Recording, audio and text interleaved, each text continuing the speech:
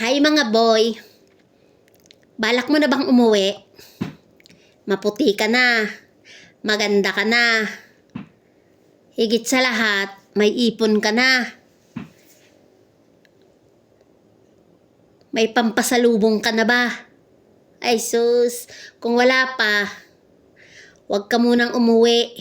Kung hindi ka pa maganda, Huwag ka munang umuwi. Kung hindi pa makinis ang balat mo, huwag ka munang umuwi. Kasi, yung mga kapitbahay mo, baka sabihin, Jesus ko, saan ba nanggaling tong babae na to? Bakit ang tagal-tagal sa abroad? Ang tingnan mo mukha, ang itim-itim. Siguro na mundok lang to. Jesus, saan ba galing tong babae? Akala ko ba nag-abroad yan? Di ba nag-abroad yan? Bakit ang tagal-tagal niyan? Di ba nag-abroad yan? Ang tagal-tagal niyan sa abroad. Tapos tignan mo ng itsura, ang itim-itim. Hindi naman yata nag-abroad yan eh. Namundok lang yata yan eh. Diyos ko naman, nag-abroad. Ganyan bang abroad? Akala ko nag-abroad yan.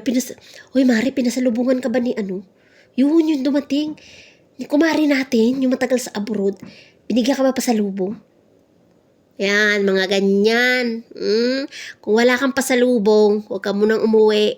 Kung hindi ka maganda, huwag ka munang umuwi. Kasi, ichichismis ka lang ng mga kapitbahay mo na piling perpektong puro utang naman. Okay. sa totoo lang, karamihan, pag nagpasalubong tayo, pag nagbigay tayo, pipintasan pa. Huwag na lang tayo magbigay. Kasi pag nagbigay, pipintasan pa rin naman. Mas maganda yung huwag na lang magbigay.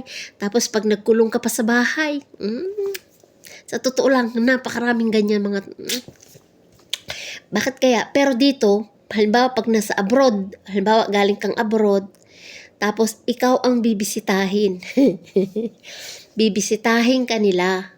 Tapos sila yung magbibigay ng regalo sa iyo.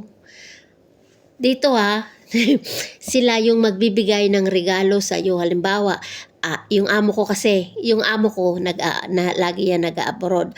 Tapos pag uwi niyan dito, bibisitahin niya ng mga kamag-anak. Tapos yung mga kamag-anak, siya yung nagbibigay ng mga regalo. Hindi yung siya ang nagbibigay ng regalo. Kabaliktaran naman doon sa Pinas. Pag ikaw ang abroad, dapat ikaw ang magpasalubong. Dapat ikaw ang magbigay. Ganon. Sa totoo lang, ganon talaga. Ano ba yan? Talagang ano ba yan? Yung need ba talaga? Yung kailangan ba talaga? May ano ba talaga? Patakaran ba talaga yan ng mga Pilipino na ikaw pag nag-abroad kailangan may pasalubong ka?